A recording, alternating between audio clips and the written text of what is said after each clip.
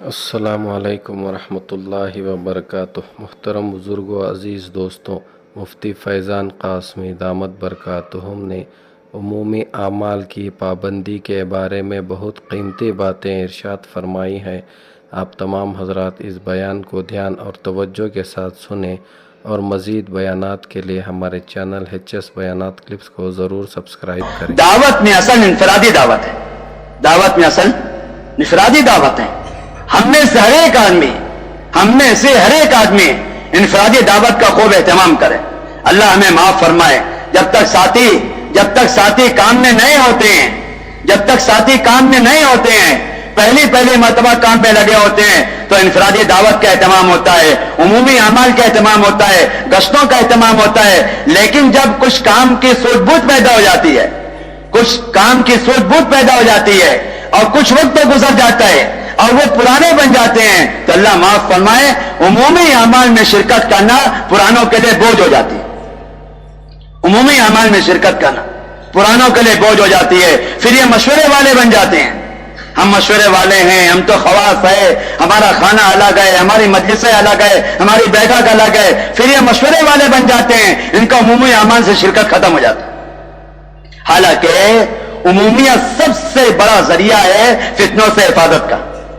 عمومیت سب سے بڑا ذریعہ ہے فتنوں سے حفاظت کا، اور خصوصیت سب سے بڑا زہر ہے فتنوں کے لانے کا۔ عمومیت سب سے بڑا ذریعہ ہے فتنوں سے حفاظت کا، اور خصوصیت سب سے بڑی بنیاد ہے فتنوں کے آنے کی۔ عموم میں رکھو اپنے آپ کو، عمومی اعمال کا اہتمام کرو۔ حضرت فرماتے ہیں، دیکھو سنو، عبرت کی بات ہے، توجہ سننا۔ حضرت فرماتے ہیں جو ذمہ دار عمومی اعمال کا اہتمام نہیں کریں گے وہ اوپر کے اعمال کے لائق بھی نہیں رہیں گے۔ جو ذمہ دار عمومی اعمال کا اہتمام نہیں کریں گے وہ اوپر کے اعمال کے لائق بھی نہیں رہیں گے۔ جو عمومی اعمال کا اہتمام نہیں کریں گے عمومی گشتوں میں، عمومی تعلیم میں، عمومی ملاقاتوں میں میدان کے نہیں رہیں گے، عمومی اعمال کا اہتمام نہیں کریں گے، وہ اوپر کے اعمال کے بھی لائق نہیں رہیں گے۔ بلکہ میں آپ سے عرض کروں، میں اللہ اکبر، نبی کریم صلی اللہ علیہ وسلم نے صحابہ کا ایسا مزاج بنایا تھا، نبی کریم صلی اللہ علیہ وسلم نے صحابہ کا ایسا مزاج بنایا تھا، صحابہ اپنے آپ کو خصوصیت سے اتنا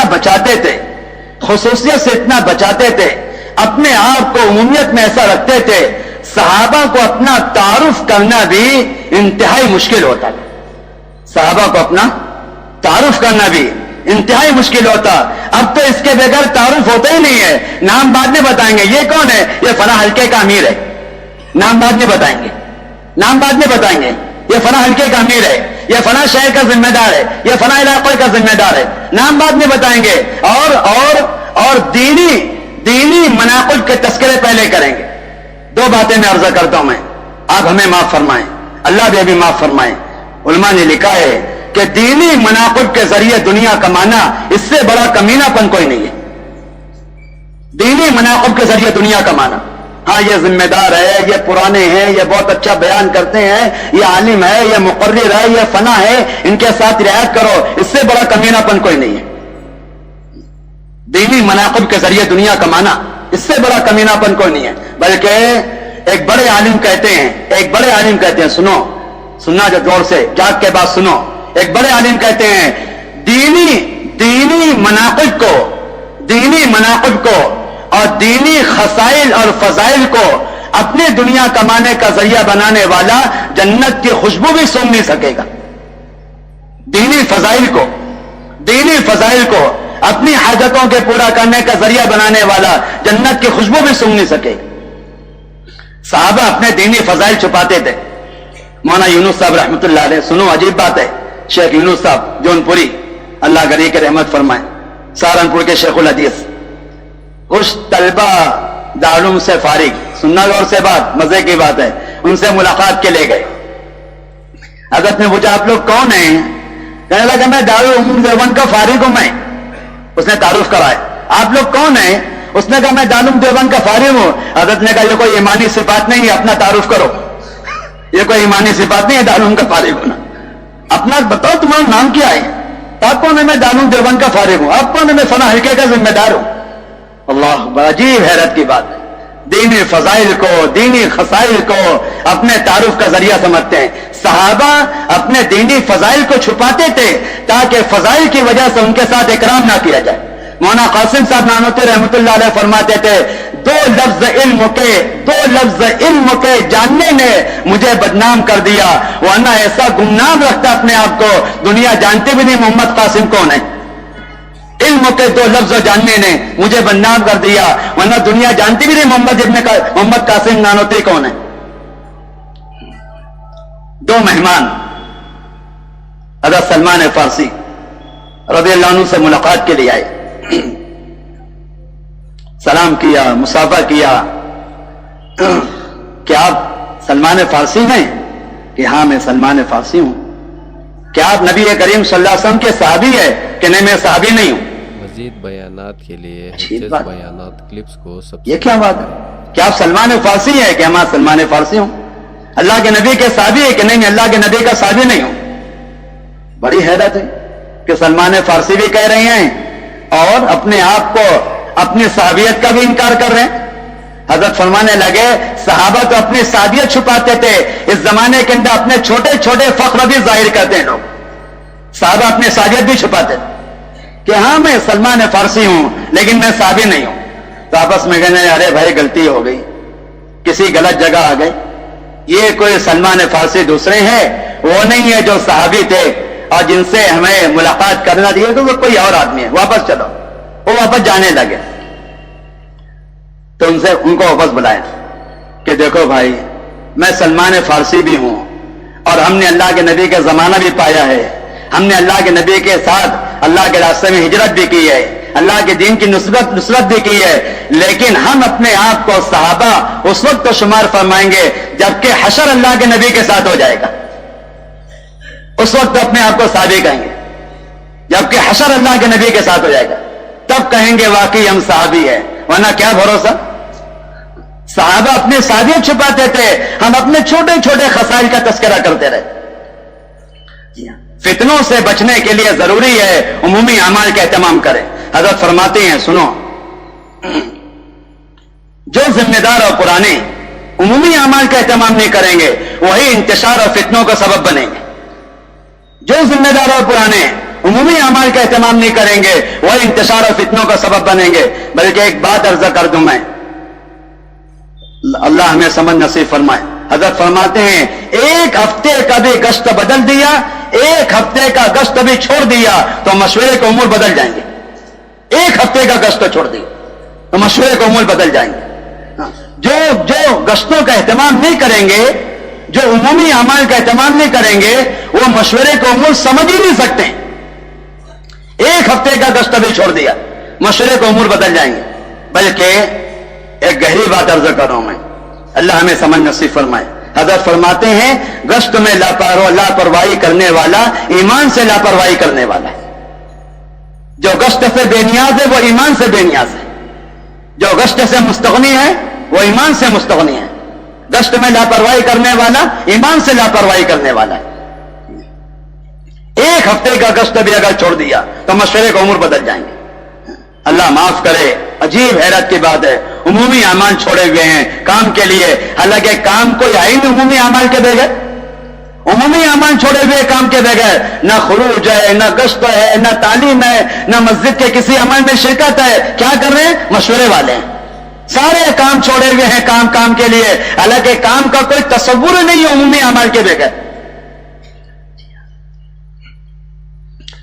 اس لیے میرے دوستوں بزرگوں, فتنوں سے اپنے آپ کو محفوظ رکھنے کے لیے, فتنوں سے اپنے آپ کو محفوظ رکھنے کے لیے کام کرنے والے ہر ساتھی کی ذمہ داری ہے کہ اپنے آپ کو عمومی اعمال میں لگائیں.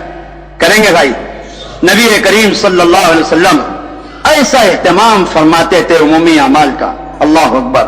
مسلم شریف کی روایت, مجمع لگا ہوا ہے, مجلس تیار ہے, آپ کا بیان ہو رہا ہے, آپ علیہ السلام کا بیان ہو رہا ہے, مجلس لگی ہوئی ہے اور آپ علیہ السلام بیان فرما رہے ہیں. بیان کے درمیان میں ایک دیہاتی مسجد کے دروازے پر آیا, علمنی مما علمک اللہ, علمنی مما علمک اللہ. اللہ کے نبی مجھے آپ وہ سکھائیں جو اللہ نے آپ کو سکھایا ہے. آپ نے یہ نہیں فرمایا ارے تمہیں عقل سمجھ نہیں ہے, میں اتنے اہم کام میں لگا ہوں, तुम ऐसे जोर से चीख रहे हो? आपने नहीं फरमाया बैठ जा बयान हो रहा है, बाद में कहेंगे। आपने नहीं फरमाया अरे पीछे वाले उनको समझा दो, मैं बयान कर रहा हूं। ये कुछ नहीं, आपने अपना बयान रोक दिया, आपने अपना बयान रोका। उमूमी तालीम में शिरकत, आपने अपना बयान रोका। साहबा को कहा तुम सब यहीं बैठे रहो। आप उसके बाद खुद तशरीफ ले गए, आप उसके बाद खुद तशरीफ ले गए, ना उसको अपने बयान में शरीक किया, ना किसी पुराने साहबी को यह कहा कि उसके तालीम और ताल्लुम का एहतमाम करो। आपने अपना खुसूसी अमल, बयान खुसूसी अमल है, आपने अपना खुसूसी अमल छोड़ा, आप उसके बाद तशरीफ ले गए। सारे साहबा बैठे हुए हैं, आप उसकी जरूरत पूरी करते रहे। इतनी देर तक अल्लाह के नबी उसको दीन सिखाते रहे। मुस्लिम शरीफ की रिवायत है, आप अलैहिस्सलाम में खड़े खड़े सिखलाने की वजह से हमें तरस आ गया। साहबा फरमाते हैं आप अलैहिस्सलाम के लिए कुर्सी लाए गए, उती अभी कुर्सी जिन क़वाइम मिन हदीद, जिसके पाए लोहे के थे। अल्लाह के नबी उस पर बैठ गए, बैठ कर उसको दीन सिखाते रहे। जब वो अपनी जरूरत से फारिग हो गया, उसकी हाजत पूरी हो गई, फिर आप अलैहिस्सलाम वापस आए, वापस आके अपने बयान शुरू फरमाया। ये नहीं कि मैं बहुत अहम काम में लगा हूं और मैं बहुत अहम काम में लगा हूं। इस वक्त इसकी गुंजाइश का है, इस वक्त इसकी गुंजाइश का है। मौलाना सैयद अहमद खान साहब मक्की रहमतुल्लाह अलैह फरमाते थे, एक खुसूसी मुलाकात का जो जहर, एक खुसूसी मुलाकात का जो जहर जिंदगियों में दिलों में आता है, उसको दूर करने के लिए 10 उमूमी गश्त करना जरूरी है। एक खुसूसी मुलाकात का जहर जो दिलों में आता है, उसको दूर करने के लिए 10 उमूमी गश्त करना पड़ता है। इसलिए हमारी दरख्वास्त है सारे मजमे से, उमूमी अमाल में अपने आप को आगे बढ़ाओ। गश्तों में, तालीम में, मुलाकातों में, मस्जिद के अमाल में, नक्ल हरकत में, उमूमी अमाल में अपने आप को आगे बढ़ाओ। देखो अच्छी तरह समझ लो, जब भी मशवरा एक नंबर पर होगा, खुसूसी अमाल एक नंबर पर होंगे, काम खत्म हो जाएगा। जब भी खुसूसी अमाल एक नंबर पे करोगे, काम खत्म हो जाएगा। हमेशा खुसूसी अमाल को 2 नंबर पे रखो, उमूमी अमाल को 1 नंबर पे रखो। हज़रत फरमाते हैं हमारे साथी उमूमी अमाल में, गश्तों में, तालीम में, नक्ल हरकत में, खुरूज में, लोगों का ज़हन बनाने में, लोगों को सिखाने में ऐसा मशगूल होना चाहिए, इनको जबरदस्ती खींचना चाहिए मशवरे के लिए। और अब तो हाल ही ऐसा है, जबरदस्ती खींचे आते हैं मशवरे में। ना तालीम, ना गश्त, ना सेरोजा, ना खुरूज, मस्जिद के अमाल में शिरकत में, कौन है के मशवरे वाले। ऐसे अपने आप को उम्मी अमाल में मशगूल रखो कि खींचना पड़े मशवरे के लिए, अरे भाई आ जाओ मशवरा भी कर लो। एक बुनियाद काम करने वाले साथियों के लिए अपने आप को फितनों से महफूज रखने के लिए उमूमी अमाल का एहतमाम करें। दूसरी बड़ी बुनियाद मोहतरम दोस्तों बुजुर्गों, अपने आप को फितनों से महफूज रखने के लिए अपना फारिग वक्त मस्जिदों में दें। कहां दे बोल? अपना फारिग वक्त मस्जिदों में दें। मुसलमान का फारिग वक्त मस्जिद में लगे। जब तक मुसलमान का फारिग वक्त मस्जिद में नहीं मिलेगा, जब तक मुसलमान का फारिग वक्त मस्जिद में नहीं लगेगा, उम्मत के मस्जिद के अतराफ में मुनकरात के, नाफरमानी के जितने अड्डे हैं, मुनकरात और नाफरमानी की जितनी जगह हैं, ये कभी खत्म हो नहीं सकती है जब तक कि उम्मत का फारिग वक्त मस्जिद को नहीं लगेगा।